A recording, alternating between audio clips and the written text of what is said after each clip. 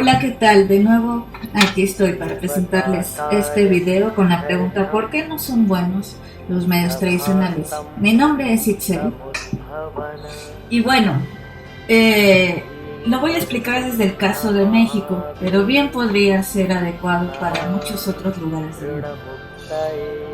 En primera, ¿a qué le decimos medios tradicionales actualmente? Le decimos a las revistas, los periódicos, la televisión.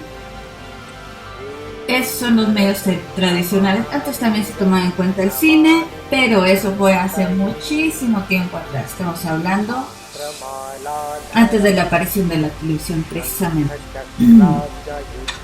Bueno, ¿por qué no son buenos los medios tradicionales como referente tanto para noticias, tanto para criterios de tomar decisiones políticas, de identidad y culturales?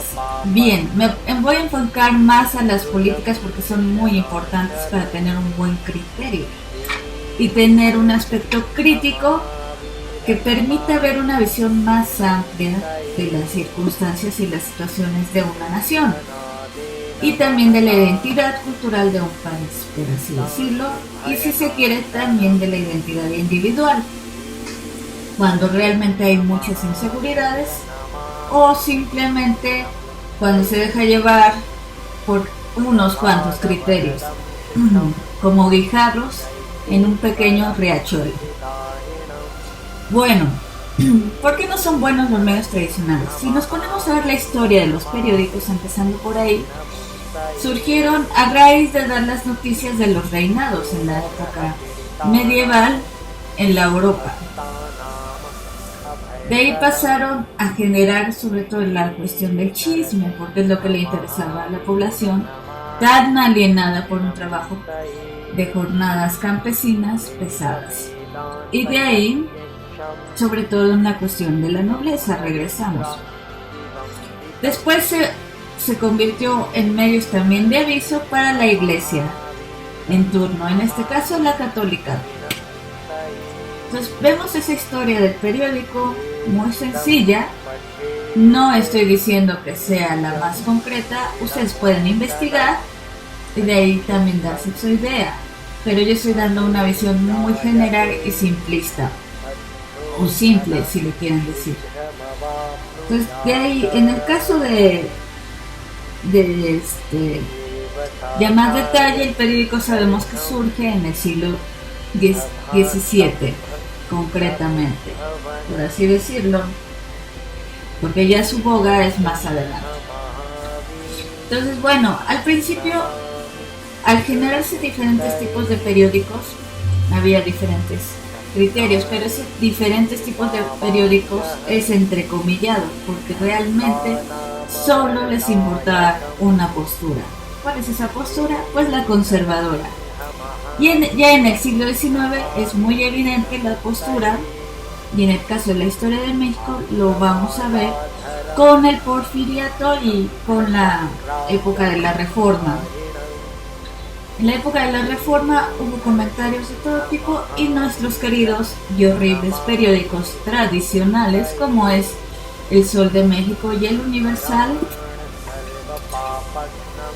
dan todo tipo de críticas, sobre todo negativas, y desgraciadamente la actual Ciudad de México es cuna de un conservadurismo tan recalcitrante que vemos publicaciones donde caricaturizan al presidente Juárez y enarbolan mucho a Maximiliano. Desde ahí hay una negativa. Después, cuando entra Porfirio Díaz, vemos todo lo contrario. A pesar de que se supone que lo caricaturizan, termina siendo un personaje enarbolado en ciertas circunstancias. Entonces lo que vemos son periódicos con un criterio arraigadamente conservador. Y eso se repite terriblemente con Madero. Ya para la época de la Revolución Mexicana y posterior vemos todo eso. Por eso nace el libro de Lavizote, como una contrapartida de estos periódicos conservadores. Tiene tanto éxito el hijo Lavizote que la gente sigue queriendo leer. Pero desgraciadamente la represión y consecuencias también de la guerra de andar persiguiendo, presos políticos hemos tenido desde el siglo XIX precisamente, es más, desde antes, desde la época de la colonia. Entonces con esto lo que sucede es que no hay una fuerte presencia y muy pocos llegan a enterarse realmente de lo que sucede en la revolución, y hay una crítica horrible a Madero hasta el día de su muerte, desgraciadamente. Vemos la parodia de poner a Madero chaparrito, cabezón, bigototes y con su cuestión espiritista, toda una burla para estos medios. Y bueno, viene la muerte de Madero y es obvio que los medios tradicionales siguen teniendo ese poder de disque comunicar. Más bien, es una cuestión de querer imponer ciertas visiones. Ya para la época de los cristeros también vemos ese problema y vemos toda la postura conservadora católica ahí expuesta. Entonces vemos periódicos de Guadalajara, de Monterrey, de la misma Ciudad de México, con esas posturas conservadoras, donde critican el gobierno en turno. Con Cárdenas no se hace esperar, también hay mucha crítica, se expone muchísimo todas las manifestaciones. Si ustedes no lo saben, resulta que las más manifestaciones que hubo en toda la época, hasta la actualidad, que se está también ganando esa presea, fue en la época de Lázaro Cárdenas, efectivamente. Más manifestaciones, críticas, escándalos en la época de Cárdenas. Así que lo que estamos viviendo actualmente con el presidente Andrés Manuel López Obrador no es nuevo. Si ya le pasó a Cárdenas, en Chile pasó con Salvador Allende y ahorita con el presidente Andrés Manuel. Entonces, no es de sorprender. La fila conservadora lo ha hecho y lo está volviendo a hacer.